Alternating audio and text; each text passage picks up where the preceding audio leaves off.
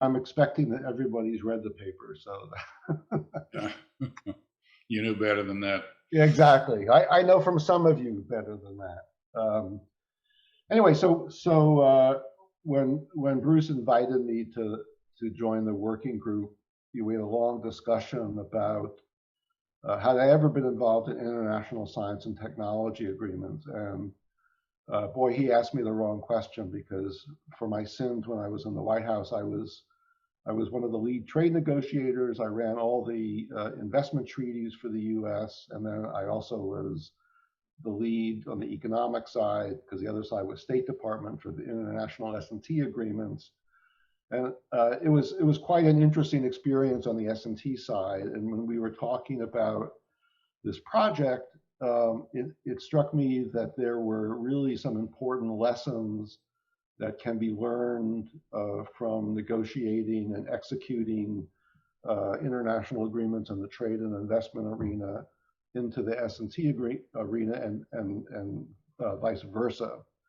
One thing I want to say at the outset, which I did on the earlier version this morning, the raison d'etre behind this paper, and I think in part, I think the working group's objective is, how can the advanced democratic economies of the world raise their game in cooperation on pre-competitive, commercially oriented R&D, and that has become, more urgent, obviously, in the last decade because of China's rise. And so part of the way I start the paper is a discussion about what threat that means for us, and it's a motivating factor about how that subset of the G20 economies might think about doing something to raise their game. And I mention that because uh, back in the mid 1980s, when I worked on Capitol Hill prior to going to the White House, as we all remember, that was the day of international competitiveness. But then it was the Japanese who were the problem, in quotes, than the Chinese. And that really, from then on till today, has colored my thinking about this. And so it's not meant to be necessarily a criticism of China, uh, except for one, I think, important detail, and that is in the intervening years between the 80s and today, China joined the WTO in 2001. And the fact of the matter is, politics aside, and I say this strictly as a trade negotiator, having been involved in the accession agreement and negotiations with China joining the WTO, if you look at the legal document that every country negotiates and then signs to become a member of the WTO, and you go down the provisions that they've agreed to enforce and implement, and in China's case, quite a long number of reforms that were promised, eliminating subsidies, actually having prices mean prices, protecting intellectual property rights of foreigners, and so forth and so on. And if you go down that list, the fact of the matter is that China has not abided by that. But a lot of the members of the 164 countries that are members of the WTO, frankly, have sort of shut their eyes about this. The U.S., of course, has under the current administration has also been operating outside of the WTO strictures, and frankly has not taken on China with respect to that it has not abided by the WTO agreement. I say that because this discussion is couched, sort of excising out for the moment China as part of the intellectual argument. And my own view about China and the WTO or any other multilateral or international agreement is if they want to participate, that's great, but they have to participate and they have to abide by the rules. And as I said this morning, I believe China should have whatever economy they want, right? No hold bar. But then they can't have their cake and eat it too. And so that's the spirit in which I wrote this paper, and I think the discussion will be cast. So Ian, if we can just go to the next slide. The rationale for the analysis that I undertake in this paper is to figure out how can the advanced economies pragmatically, operationally, try to exploit an opportunity that is at minimum ripe, but frankly overripe, in coalescing and harnessing the collective interest in bringing the forces together to promote commercially oriented pre-competitive R&D. And as I said earlier, the time is now, clearly, as we all know who are on this call, that China is marching down the road. Again, put aside the ideology of that China as a communist country, from a pure economic and R&D threat, it's very real. So that's the rationale behind this, is to look at it very pragmatically about what can we actually do. Ian, if we can go to the next slide. So the goal of the paper that Bruce asked me to write was to try to develop some robust mechanisms that these governments, the like-minded governments that we're thinking about, can actually harness the ability to work together and make well-defined investments and other kinds of transactions that actually bring about more coordinated R&D among those parties.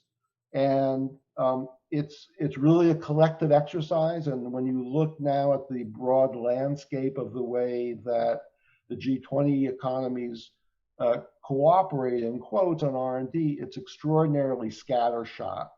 And so that is sort of the jumping off point of this paper, to look at what are the S&T agreements that are in place now, how do they function, and how do they compare to the investment and trade agreements. So Ian, if we can go to the next slide. Now, the comparison the prism through which I look at the S&T agreements, as I say, is this sort of three sides of one triangle. And it's not just happenstance that the prism through which I look at S&T agreements is also looking at investment agreements and trade agreements, because frankly, those are the three legs of an incredibly important triangle. Investment agreements and trade agreements really are complementary to one another and have done a pretty good job in that regard. But so S&T has been the black sheep in that discussion.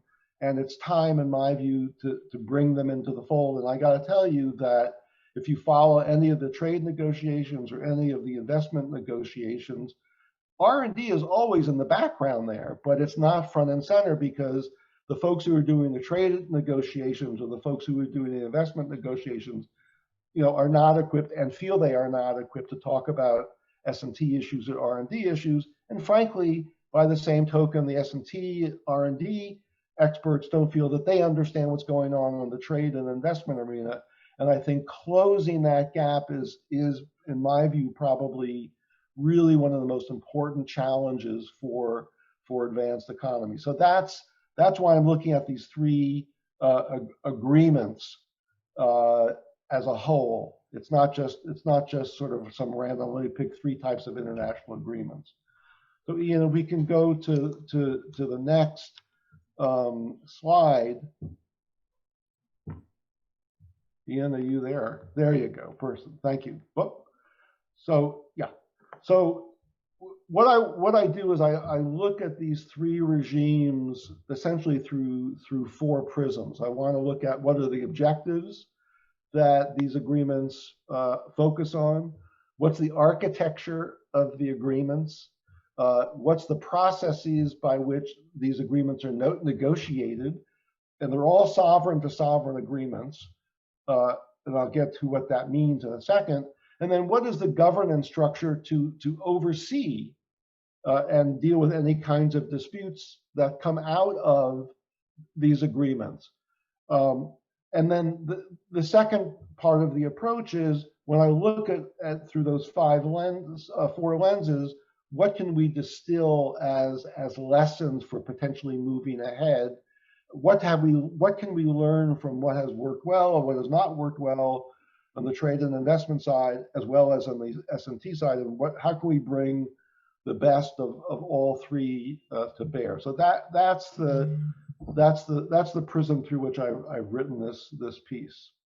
Ian, if we can then go to the next one. So I'm going to spend some time now sort of summarizing the key findings of the paper. The first is, while it's certainly true that there are many trade agreements among countries, particularly the advanced developed countries, but also the emerging markets, as well as many investment agreements or treaties, there's nothing quite like the S&T agreements that are out there, that there are really are multiple agreements among, and they're almost all bilateral agreements, whereas a trade agreement, as we know, there's this big WTO organization, which is multilateral, and that's the bedrock for trade negotiations, from which then there are plurilateral or regional agreements and bilateral agreements. And investment agreements, while there was a move about a decade ago to try to put together a multilateral investment regime for a whole set of political reasons, because it was handled very poorly by people who were launching it, it didn't go anywhere. So the vast bulk of international investments agreements are bilateral. And there's an entire industry of institutions who oversee disputes with respect to the investment treaties, as well, obviously, in the trade side.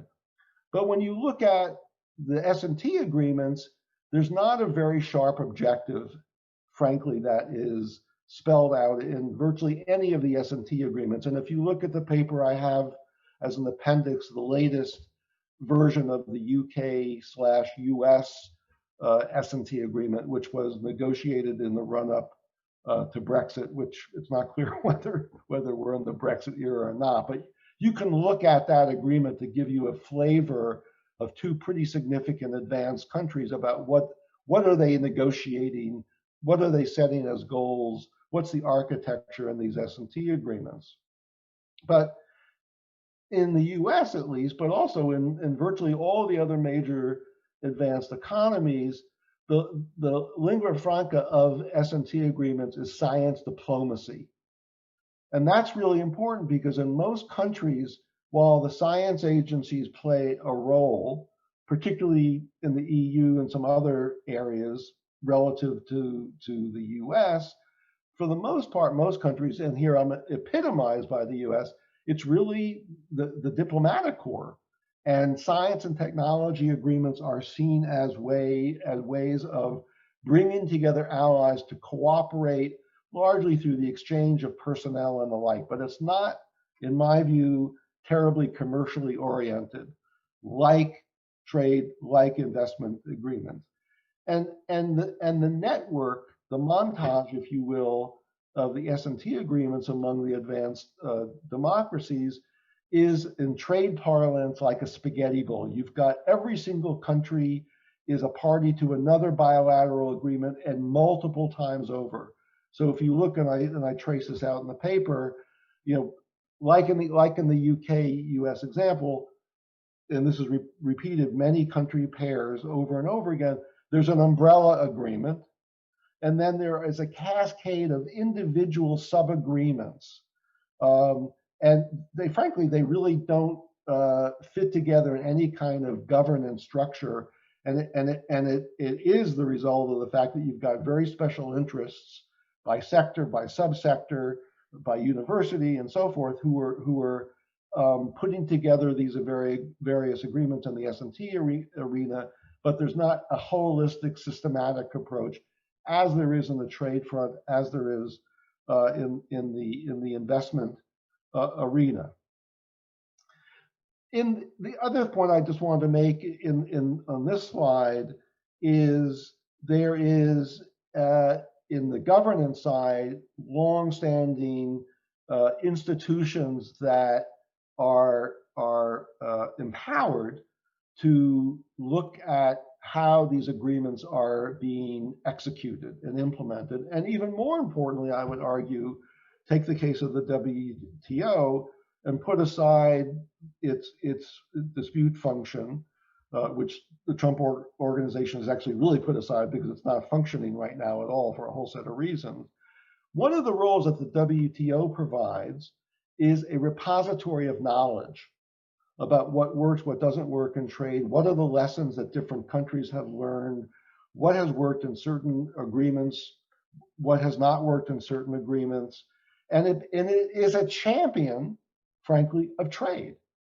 It is a champion of trade, and also, unlike some of the S&T arena agreements, it runs completely by consensus. Most people around the world have no idea that the WTO, which has a staff of maybe 150, maybe 200 people, they are essentially civil servants. But the actual decisions that are made by the WTO are made by consensus.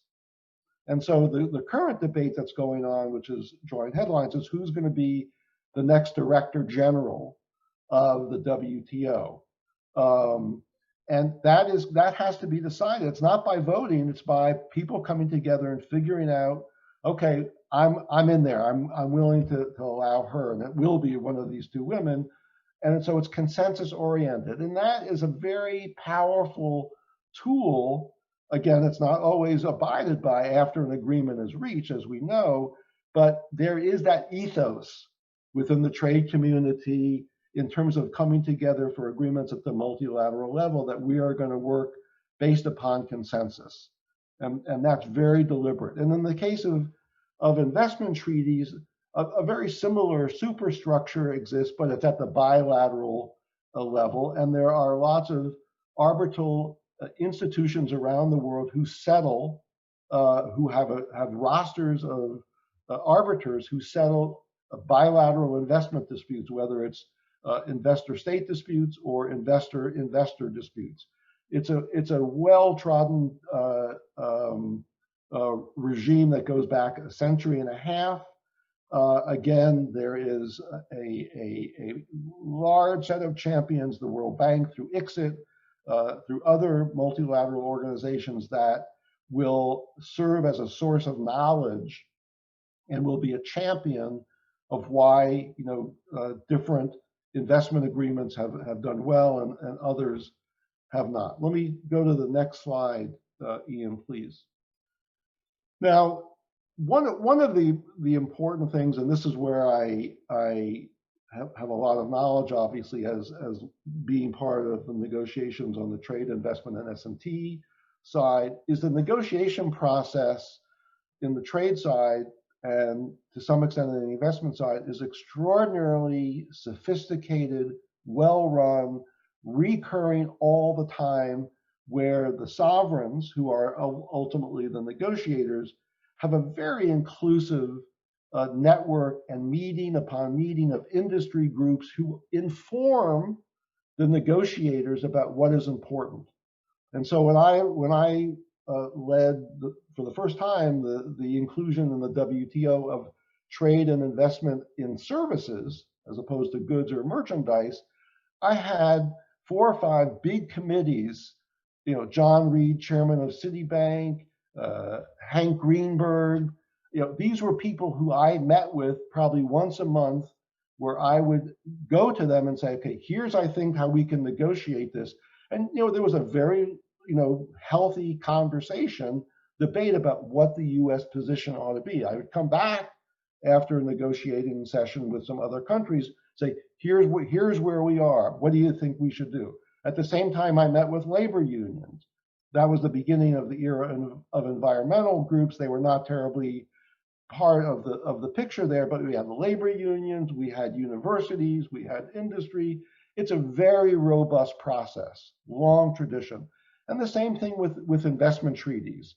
There is an extraordinarily sophisticated, well-run machine to get input, and also not just with respect to a particular agreement, but setting what is going to be the agenda. So for instance, when the US in particular was thinking about doing a NAFTA 2.0, there was months and months of conversations with the industry, with workers, then with as well now with the environmental folks about what should be the broad goals of a NAFTA 2.0. So I think that's what was missing in the S&T side. Right now, at least in the US, again, less so in the EU, which I'll speak about in a second, there really is not any kind of inclusive or systematic process by which the people who are negotiating international science and technology agreements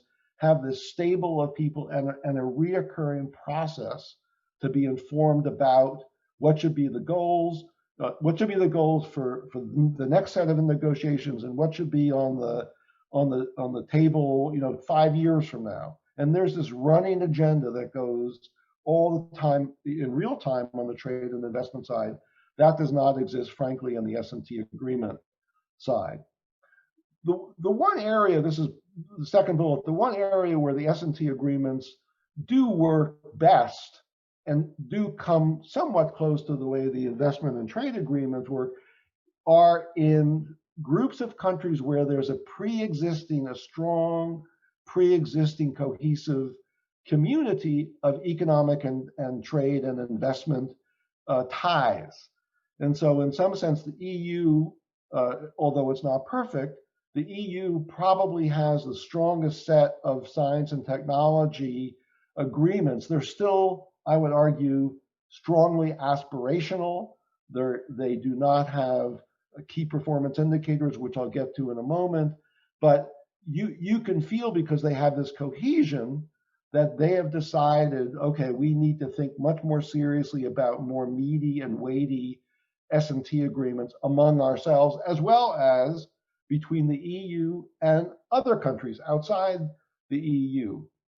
Again, it's not perfect, but the paper I detail some of the reasons why I think the EU S&T agreements work, and I think this is why there is this bedrock of an economic and a trade and investment community that already has sown some of the seeds.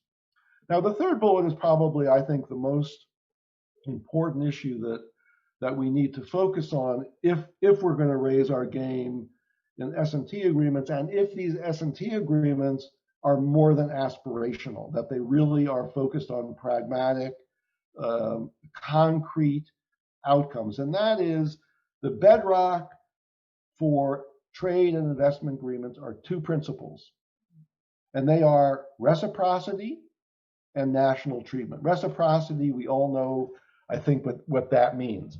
National treatment is a non-discriminatory principle, and it means that you cannot treat a foreign country any different than you treat a firm or a party in your own country. Now, that does not mean, obviously, that the reciprocity and national treatment principles are always abided by, but those are the driving factors that set the stage for why we have international trade and why we have international investment agreements. There is not that set of principles for science and technology, and I would argue that that is something we really need to think about. And I think that goes to this question about what the role of China is in the S&T side, but by the same token, it's exactly why there's a problem with China on the trade side, and why there is the authority of the WTO, but frankly, no one has stepped up to the plate to say, no, wait a second, you guys signed this incredible agreement that you would abide by the principles of reciprocity and national treatment, and you know what, you're not doing it. And so the question is, we have the tools, we just don't have the people who are willing to exercise those tools, which raises a question, obviously, that we need to think about if we are going to have a new generation of science and technology agreements. But at least there's broad agreement about what those principles should be. And the Chinese, of course, on the trade side will say, no, we don't discriminate against foreigners. And we're reciprocal. You rub our back, we'll rub your back. Again, they're very conscious of the fact that that's what the standard they have to be held to. Whether they do it or not, I think, is another matter. And that's why much of the WTO is caught up on disputes precisely dealing with those two principal strictures. Ian, let's go to the third slide.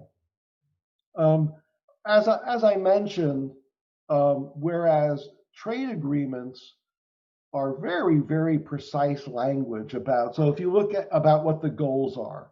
So for instance, just to give you one example, obviously that I know well, the USMCA, the NAFTA 2.0, specifies in the text that if automobiles are going to be manufactured in the United States or in North America, excuse me, there has to be a certain percentage of local content that is uh, out of materials made in North America, i.e., not China, and that the workers' wages, particularly from Mexico, who will be engaged in the automobile manufacturing under this agreement, have to be paid X percentage of the minimum wage of the United States. It is very clearly spelled out. Again, whether that's the right content or not, I'm not arguing about. It happens, in my view, to undercut the competitiveness of North America. But it's an example of how specific what the goals are, and that the negotiators are going after something very concrete. And then you have endless conversations, really good conversations about, okay, well, should it be X percent or not percent? But we at least can then measure what it is that we're trying to do. We just do not have that in science technology agreements. It's very process oriented. It's not focused on outcomes. It's focused more on inputs. The second point on this page is, again, it sounds trite, but there is not a generation of model templates of S&T agreements. And by model templates, as we have in trade, and even probably even stronger so in investment agreements, it basically is the opening salvo of when a country approaches, for instance, the US and says, we'd like to negotiate a bilateral investment treaty with you. We want reciprocity, we want national treatment, and you'll get the same. The US then says, okay, here's our model template. These are the provisions that we generally have in our investment treaties with every other country on a bilateral basis. This is the basis from which we're going to negotiate. And those model templates are not something that just sort of some bureaucrat or even someone like me writes in the middle of the night. These are negotiated internally within the US. And there is a long process, and they're up. The bilateral investment template for the US is updated roughly about every 6 or 7 or 8 years. There's not a regular schedule, but it brings together all of the stakeholders, inside government and outside government, what should be the provisions of this model template that we use. And similarly with trade, there are model templates, quite not as rigorous as the investment side, but they are very powerful devices to drive consensus on the domestic side. Again, both government and non-government entities. But then you have a uniform or unified posture that country X is now tabling with country Y to say, here's the basis that my country thinks is really important, and let's negotiate on that. It's a very meaningful exercise.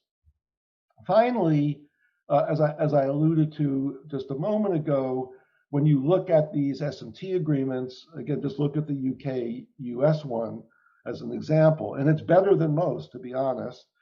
They're very vague. They're very process-oriented. There is not key performance indicators that are set out.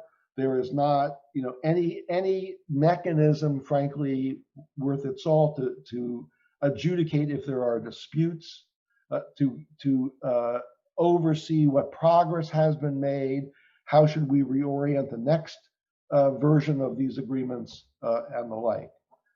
And let me just go to the last slide, Ian, please.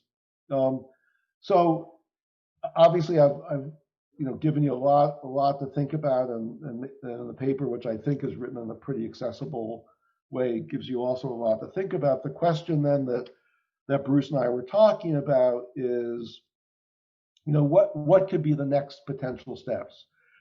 I've got two ideas to table. One is because I think the S&T community can learn from the trade and investment people, and the trade and investment people who always talk to each other can learn from the S&T people. I think we should have some kind of high-level symposium, and I mean very high level, very small, but roll up your sleeves and let's talk about how can we move forward again among the advanced democracies about creating this new generation of S&T agreements that dovetail with the two other legs of this triangle.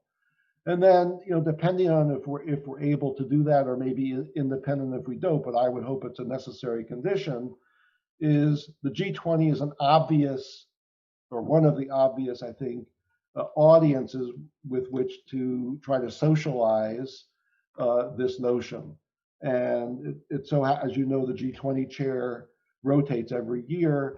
For 2021, it will be Italy. Right now, it's the Saudis, and the G20 agendas always have. The chairs are always looking for ideas that the G20 can coalesce. That's very forward looking, and I would propose perhaps that we use that occasion to talk about this new generation of international science and technology agreements. So I will stop there and see if you understood what I said, and more importantly, if there are any questions and comments, and happy to entertain anything you want to say at this point. So I think